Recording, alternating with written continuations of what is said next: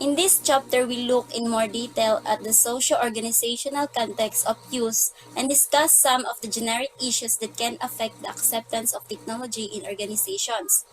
We then look at a number of approaches to modeling the socio-organizational context in the requirements of the stakeholders within it. Requirements capture is an important part of the software engineering methodologies, but often this activity focuses primarily on the functional requirements of the system, what the system must be able to do, with less emphasis on non-functional human issues such as usability and acceptability. Even where such matters are considered, they may reflect only the management's view of the user's needs rather than gathering information from the users themselves. Stakeholders' requirements modeling redresses this balance by identifying the needs of all stakeholders, including the user and anyone else affected by the system, within the context in which it will be used. So we will begin this chapter by discussing some of the organizational issues that arise when new technological solutions are introduced. We will then outline a number of models and methods that can be used to capture this broader view of stakeholder requirements, including socio-technical models. We shall look at some of the organizational issues that affect the acceptance and relevance of information in communication systems. These factors often sit outside the system as such and may involve individuals who never use it. Yes, it is often these factors more than any other that determine the success or failure of computer systems. Many systems supporting work in organizations are supporting groups of workers, but this may be through specialist groupware systems or through shared data or processes, cooperation or conflict. The term computer-supported cooperative work or CSCW seems to assume that groups will be acting in a cooperative manner. This is obviously true to some extent. People in organizations and groups have conflicting goals, and systems that ignore these are likely to fail spectacularly.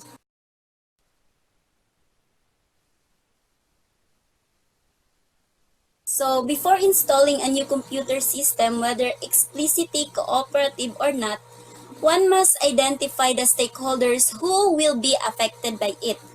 These are not just the immediate users, but anyone whose jobs will be altered, who supplies or gains information from it, or whose power or influence within the organization will increase or decrease. It will frequently be the case that formal client who orders the system falls very low on the list of those affected. Be very wary of changes that take power, influence, or control from some stakeholders without returning something tangible in their place. Organizational structures. Groupware affects organizational structures. Through communication structures affect line management. Email cross-organizational communication. Technology can be used to change management styles and power structures, but we need to know that it is what we are doing. CSCW means Computer Supportive Cooperative Work. This is where people and groups have conflicting goals. Systems assuming cooperation will fall. So we will discuss more about these things as we go on to our report. The invisible worker. The ability to work and collaborate at a distance can allow functional groups to be distributed over different sites.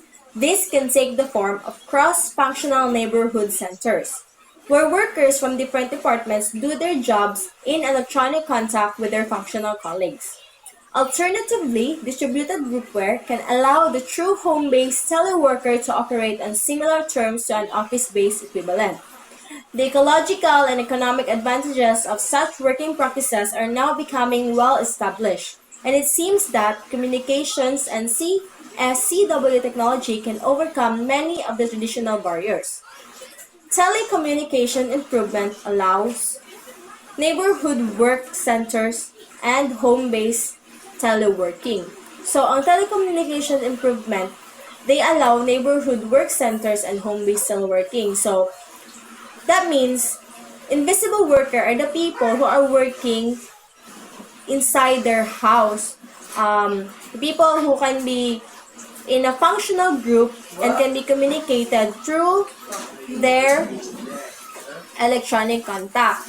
So, muna siya ang mga tao nga wala sila ingon nga nagtrabaho sa office but then naa sila work, naa sila ginabuhat gihapon.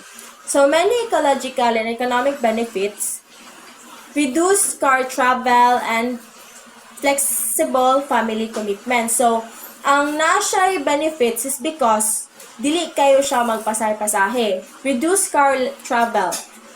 You don't have to go to your office or to anywhere. You can stay in your house or you can stay wherever you are. Also, flexible family commitments, you can have more time with your family rather than spending more time at the office.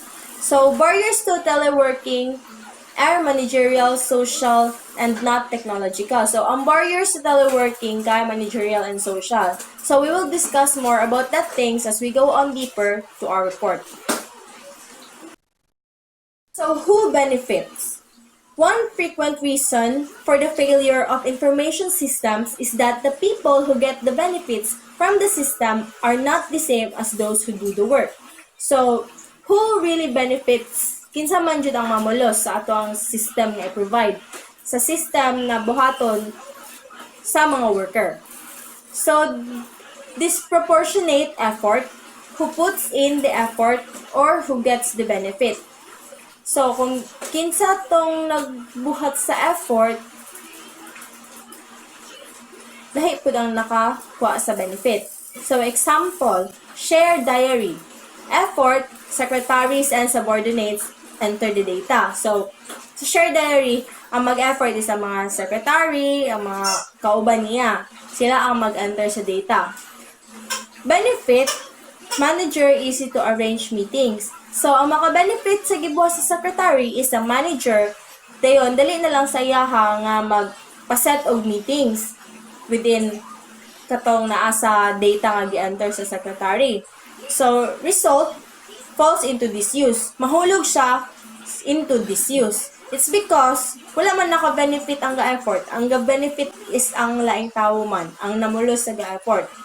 So, solutions is coerce use or design in symmetry.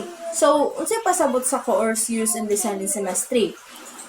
So, here, the lesson is that information system should aim for some level of symmetry. If you have to do work for the system, you should obtain some benefit from it. For the shared calendar, this might involve improving the personal user interface, so that there are definite advantages in using the online system to plan your time rather than using paper. It could even print out file of fax pages. In addition, if people use electronic organizers, one could consider integrating this into the system. So, mas maayo siya nga nakasymmetry siya kaysa sa ginasulat. Og nakasymmetry siya,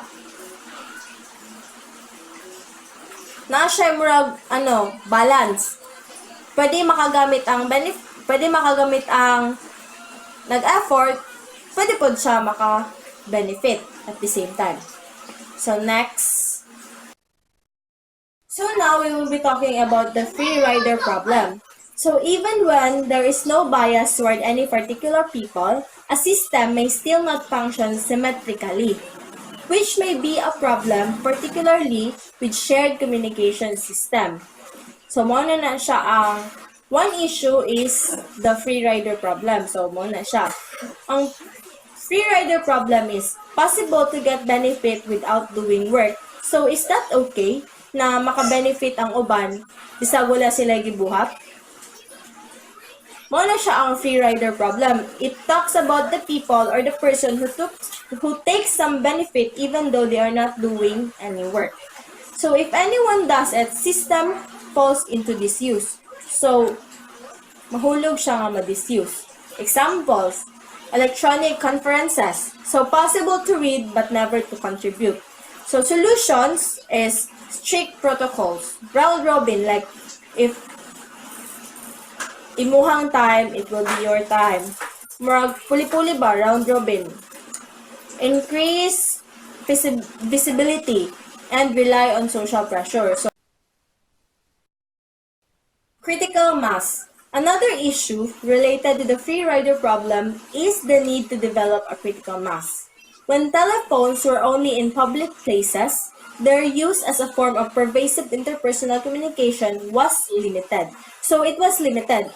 Because pag nasa sa public places, di ba, kabantay mo ng mga telephone na nasa public places, usually they just insert some coins and then na siya time limit. So, limited siya. Dili siya ingon nga you can use it freely. However, once a large number of people have telephones in their homes, it becomes worthwhile paying to have a telephone installed. So, pag daghan kaayo ang tawo nga naay telephone nga gi-install sa ilahang balay, means worth it siya. Worth it siya nga magpa-install sa ato ang balay. Worth it siya nga bayaran.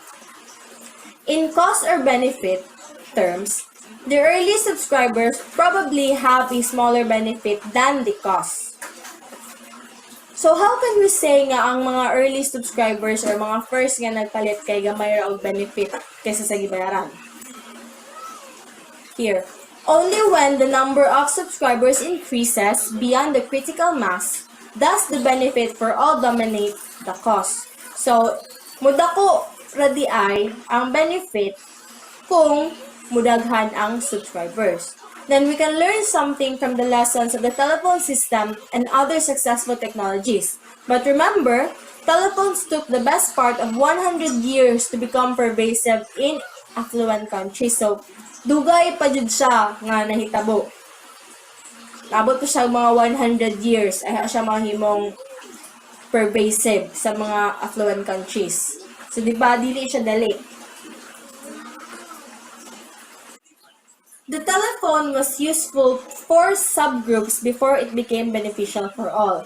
Even when only a small proportion of the population had personal telephones, they still formed a significant proportion of their social group. So, these cliques of use could grow gradually over time. So, kanay mga nagamit, magkadako ra gid ni siya as time comes, as magkadugay ang panahon. The same is true of email. Even a group of 2 or 3 people in an organization can use email effectively between themselves. If an organization consists of widening circles of highly connected subgroups, then take-up can grow from the core to the wider group. Of course, the benefits increase as it becomes pervasive. But even a tiny user group ensures that the benefits outweigh the costs. Clearly, we must design any new system so that it has benefits even when its user population is small. So, as it was said, clearly, kinahanglan gyapon nato mag-design og system nga pwede maka-benefit bisan pag gamay ra ang population nga mogamit. So here, nami gipakita sa inyo nga picture. As you can see, the critical mass is somehow the balance or dili siya balance, murag ang pag-intersect nila abot sa point nga equal. So, ang benefits of use, na siya sa pinakataas, di ba? So, strong benefit when lots of users. So, magkadako ang benefits kung daghan ang users. So, nadiri sa ubos, solution, increase 0-point benefit. So, pagamyan ang 0-point na benefit. So, as you can see, na ay red arrow dire nga naka-point siya sa pinaka-starter gikan sa number of users padulong sa benefits niya line, but little benefit for early users. So, kung early users ka, napadyod ka diri sa pinaka-ubos nga benefit. You will not have the strong benefit when you just got started. Then, ang cost of use, magkadako ra gihapon siya at the same time. Dili siya ingon nga pero na siya solution katong ganina nga nakabuta nga increase 0-point benefit para solution niya is dili siya dili siya mo Murag fair ba ang dili pud ingon nga fair, but at least dili ra lisod.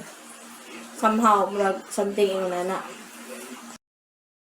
Automating processes, workflow, and BPR. Workflow systems aim to automate much of the process using electronic forms. So, trabahoon siya using electronic forms. Mostly, somehow siguro, computers, cell phones, nga na, which are forwarded to the relevant person based on the pre-coded rules. Some workflow systems are built using special purpose groupware, often based on annotation for describing the desired workflow.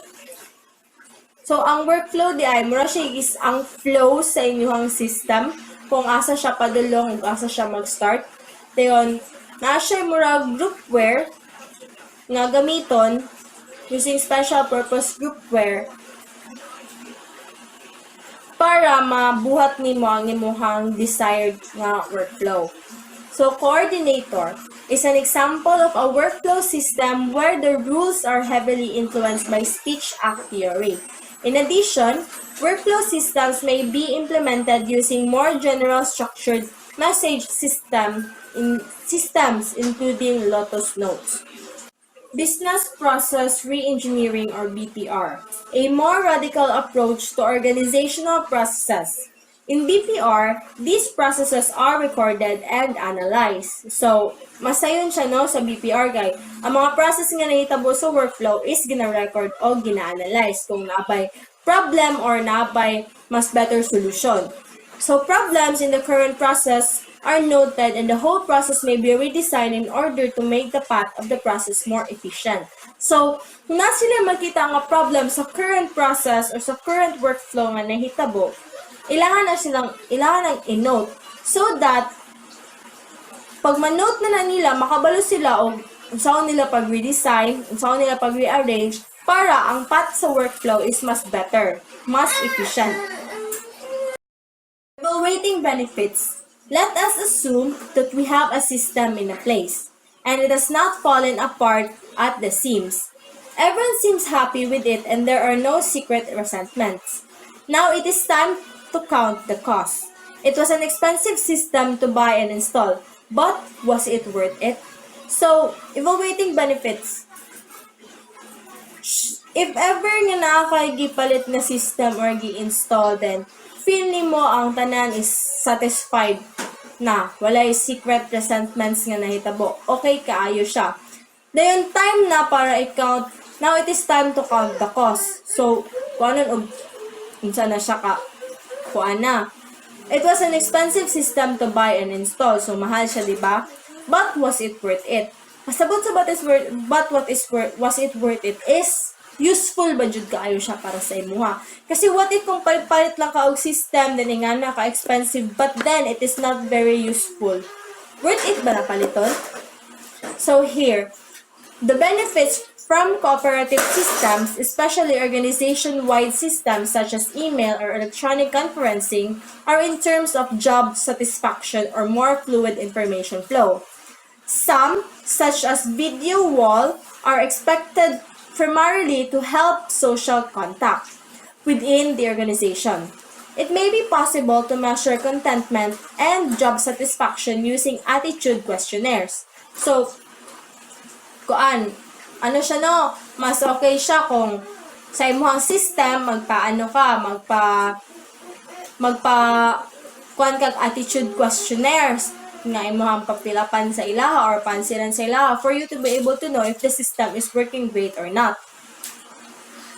But any hard economic benefit will be so diffuse as to be unquantifiable.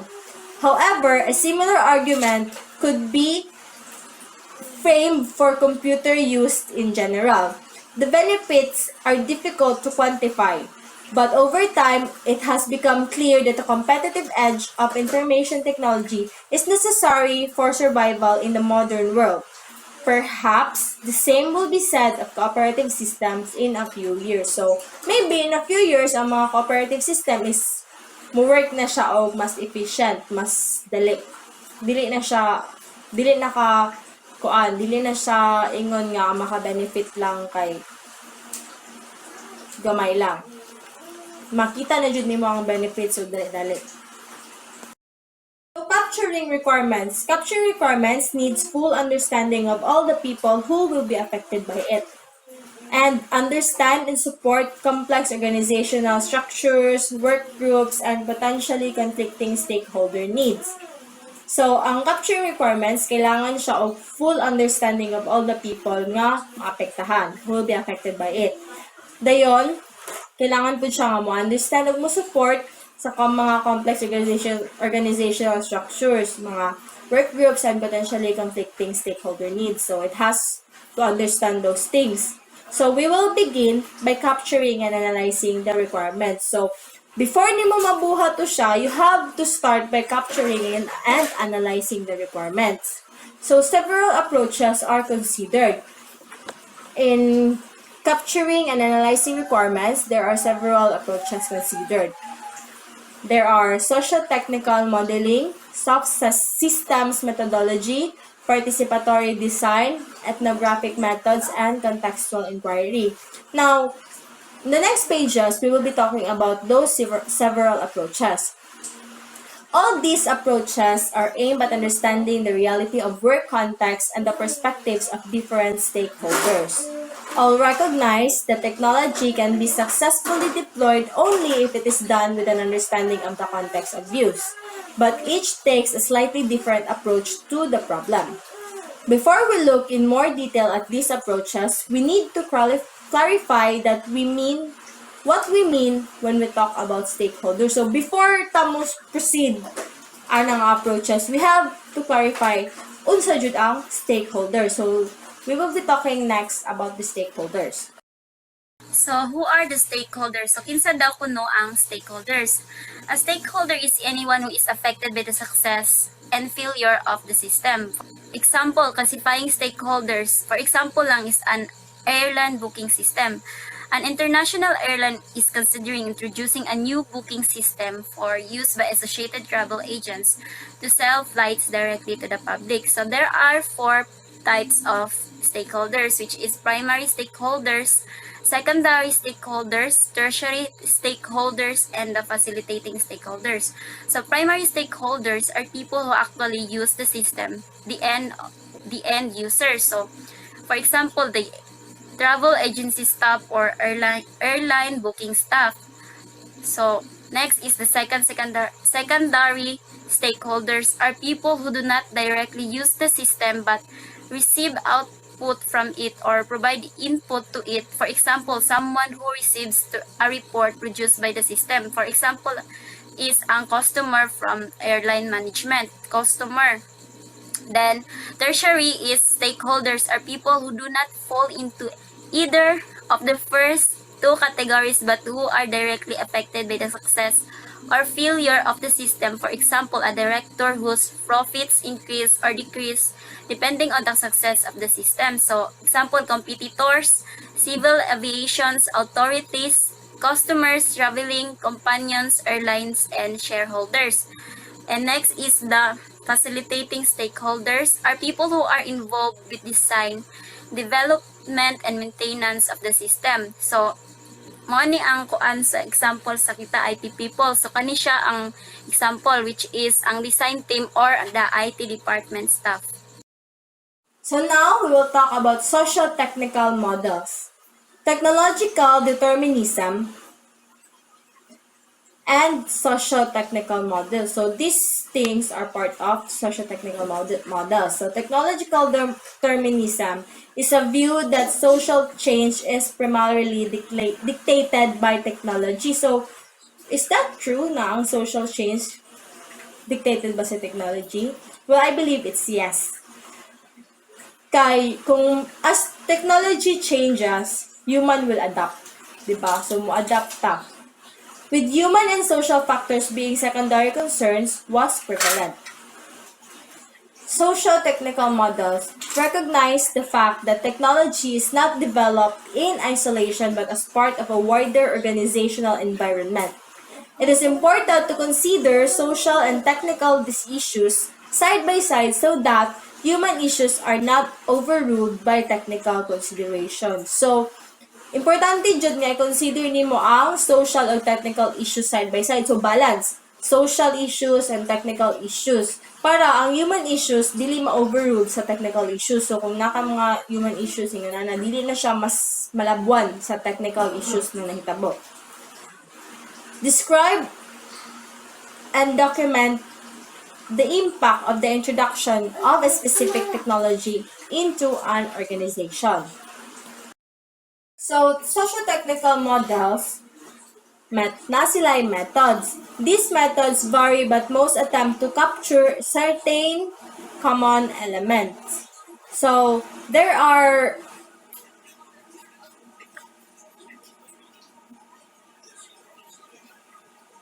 There are 6 methods.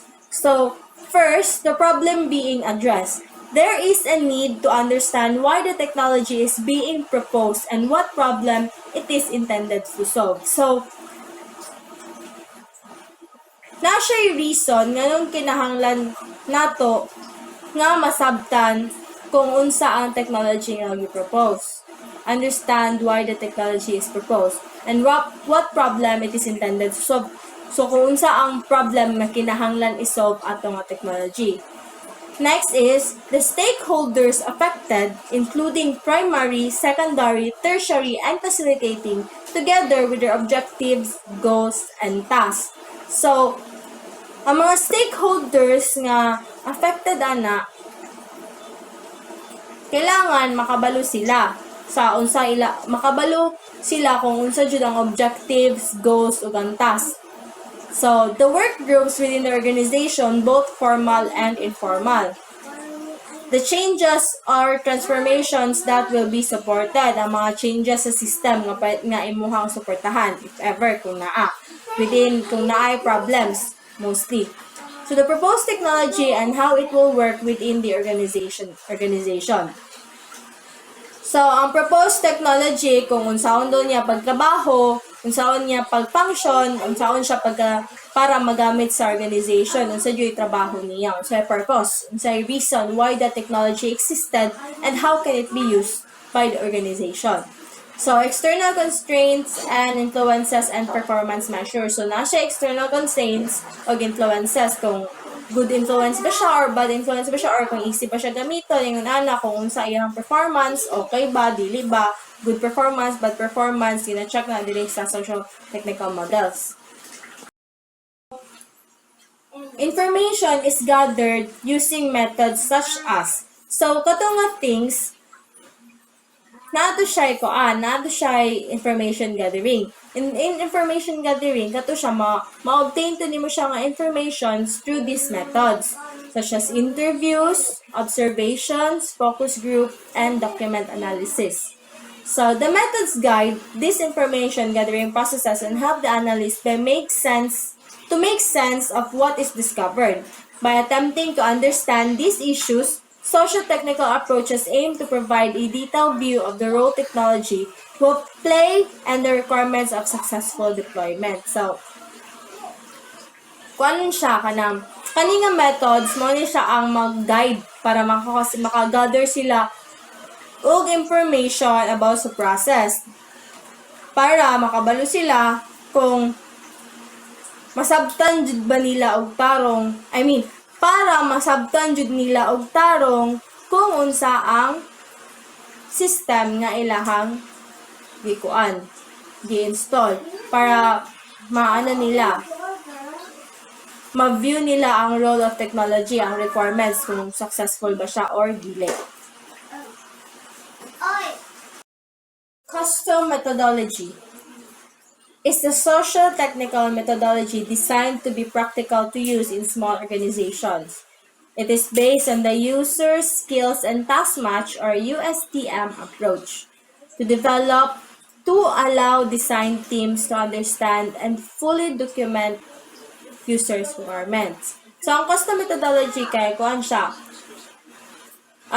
social technical methodology, nagihimo, pero gamay lang siya, para lang for practical use of these small organizations.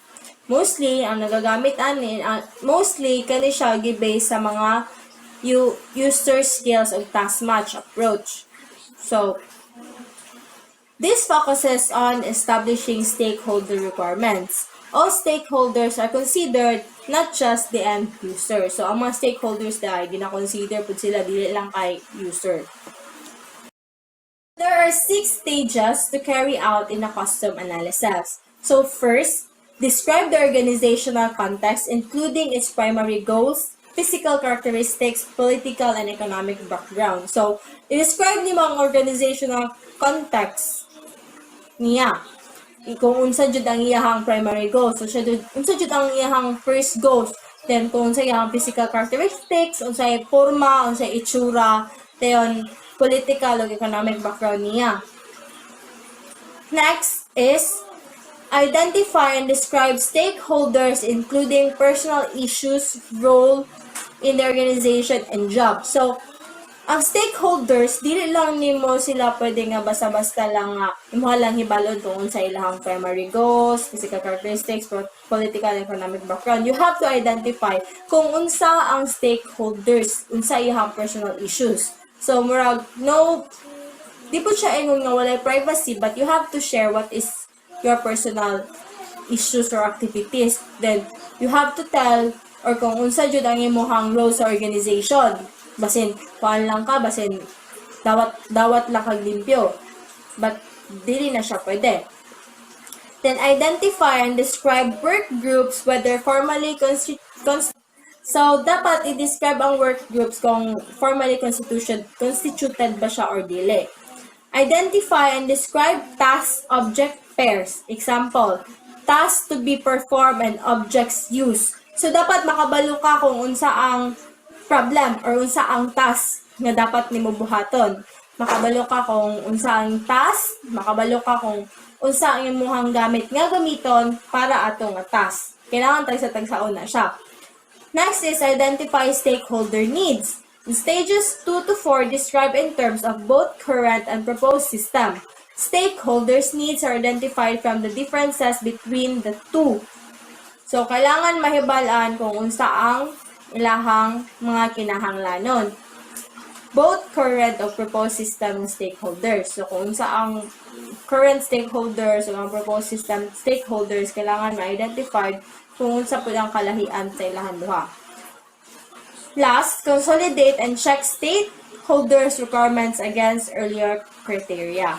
So, i-consolidate nimo o i-check nimo ang mga requirements nila sa against the earlier criteria.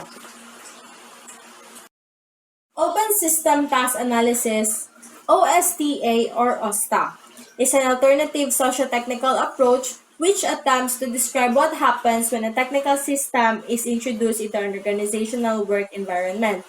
OSTA specifies both social and technical aspects of the system. In OSTA, they are captured through a focus on tasks. So, sa OSTA, ang Open System Task Analysis kay alternative socio-technical approach nga mag-describe kung kanus or magpahibalo ba kung kanus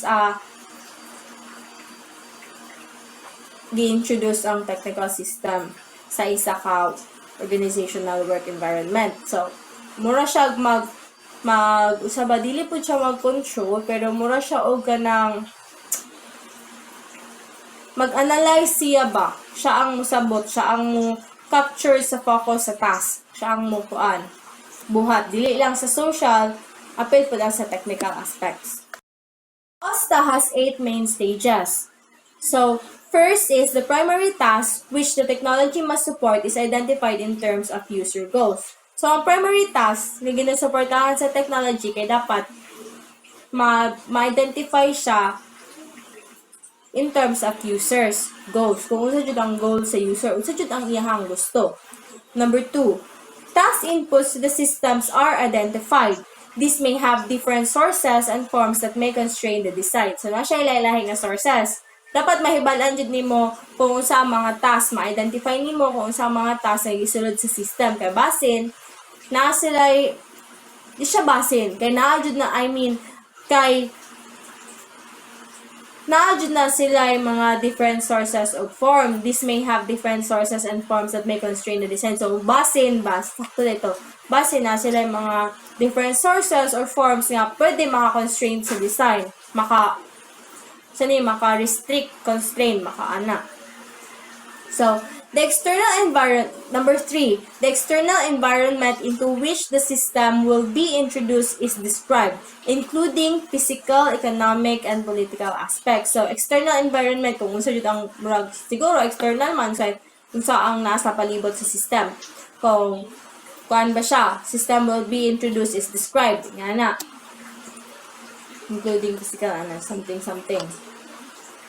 Number 4, the transformation processes within the system are described in terms of actions performed on or with objects. So, transformation processes within the system are described in terms of action performed on or with objects. So, mahibalan niyo mo siya kung saan actions sige perform niyo with the system. Kung saan transformation processes nga nahitabo.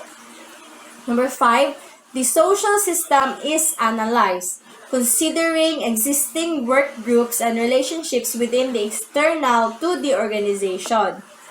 So, unsa jud ma-analyze sa social system ang existing work groups and relationships sa sulod sa external ug sa organizational. External padulong sa organizational. So, number 6, the technical system is described in terms of its configuration and integration with other systems. Other systems. Number 6, technical system is described in terms of its configuration and integration with other system. Integration, kung unsa yun siya nakikuan sa ubantang system. Dili ra ba siya maka-cause og conflict? Kung okay ra ba siya ang flow? Bisag mo-connect siya sa other system. Musulod ra ba? Number 7, performance satisfaction criteria are established indicating the social and technical requirements of the system. So, mabuhat ang performance satisfaction criteria kung makita nila nga ang social technical requirements sa system kaya wala problema. Diba? So, number 8, the new technical system is specified. So, now let's move to the next approach. The next approach will be the soft systems methodology. Soft systems methodology, or SSM, arises from the same tradition but takes a view of the organization as a system of which technology and people are components. There is no assumption of a particular solution. The emphasis is rather on understanding the situation fully.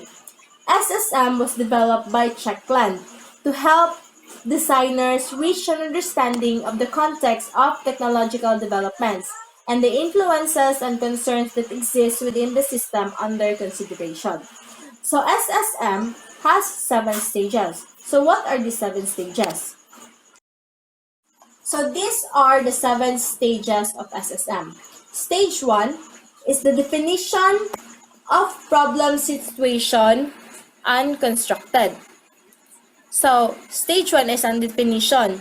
Definition kung unsa jud ang problem. So, wala pa siya nahimo, unconstructed pa siya. Gipahibalo pa lang or gistorya pa lang kung unsa ang problem. Stage 2, detailed description of problem situation. So, detailed description. Like, ang pasabot dire is that sa stage 2, dira na ni mag-istorya o unsa jud ang detailed nga description about sa problem. Like, itagsa-tagsa na jud kung unsa ang mga detalye about sa problem. Unsa jud ang problem situation. Then, after that, mo-proceed na dayon siya sa stage 3. Stage 3, so stage 3, generate root definition for the system. Generate root definitions for the system. So, murag, sa stage 3, dili na siya nga murag i-analyze ba or i-generate na kung unsa jud ang root definitions para sa system. Unsay mabuhat para sa system. So, stage 4, after stage 3, will proceed siya sa stage 4.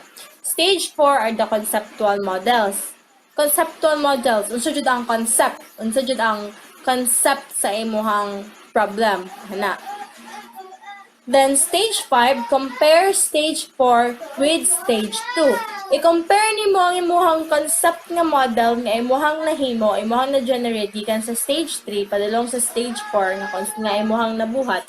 i-compare nimo siya sa stage 2 kung nabay differences nga nahitabo, nabay parts sa problems nga imuhang na-solve, or na-solve ba nimo ang problem.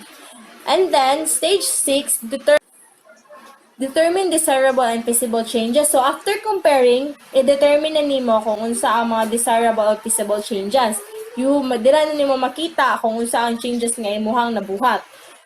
Then, stage 7, identify actions required for changes. So, i-identify na nimo ang actions nga imuhang nabuhat para mabuhat nimo ang changes within the problem. Masolve nimo ang problem. Not really masolve, pero a way to solve the problem. Systems methodology, at the next stage in SSM, we move from the real world to the systems world and attempt to generate root definitions for the system, which define the essence of what the system is about.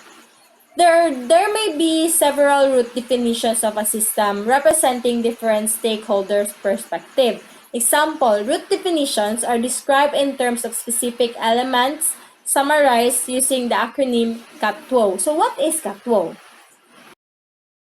So now let's proceed to CATWO.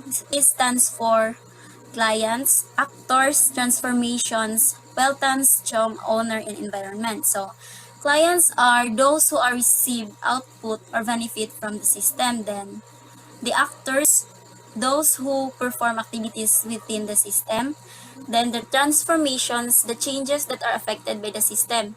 This is a critical part of the root definition as it leads to the activities that need to be included in the next stage. This transform the inputs of the system into the required outputs. Then Weltanschauung from the German meaning word view. This is how the system is perceived in a particular root definition. So next is the owner, whose the system belongs to, whom it is answerable, and who can authorize changes to it. So mao siya ang naay permission sa tanan. Then next is environment, the world in which the system operates and by which it is influenced. Now we will talk about the participatory design. Participatory design is a philosophy that encompasses the whole design cycle.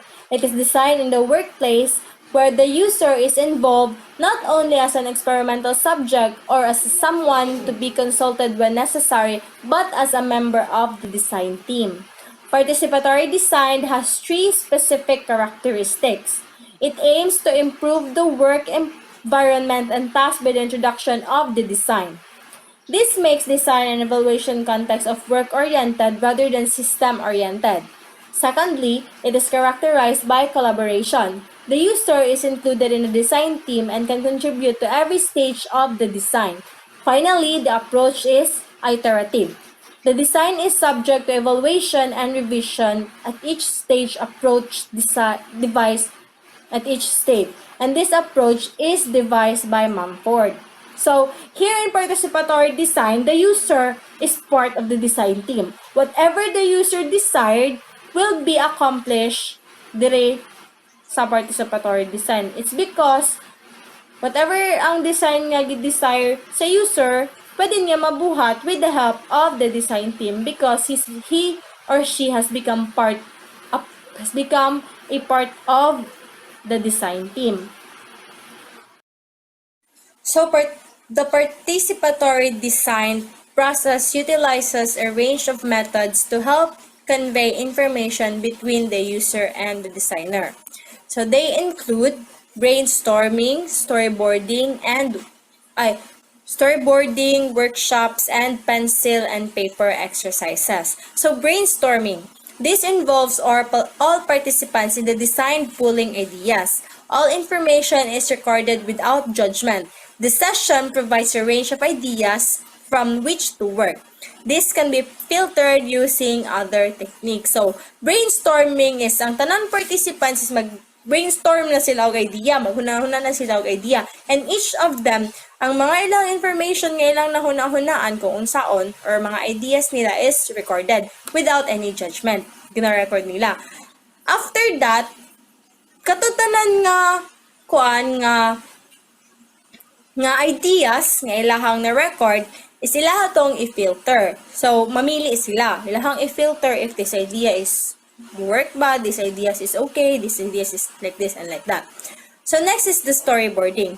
This has been discussed in more detail in chapter 6. So, yes, in chapter 6, na-discuss po sila og storyboarding, right? So, storyboards can be used as a means of describing the user's day-to-day activities as well as the potential designs and the impact they will have. So, sa storyboarding is, diri na siya ginapakita or gina-describe ang day-to-day activities sa user or interaction between the user and the designs. Ang dili siya interaction or unsa ba ang potential designs nga unsa jud ang ilahang impact na mahitabo as day by day pass, kung unsay impact nila, okay ba or not. So, workshops. This can be used to fill in the missing knowledge of both user and designer and provide a more focused view of the design.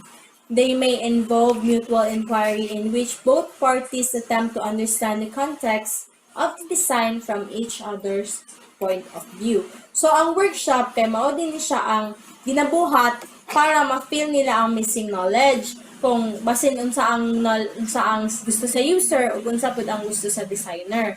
So, they will try to understand each other context of the design from each other's point of view. So, ang sabto nila kung unsa ang point of view sa designer o ang point of view sa user.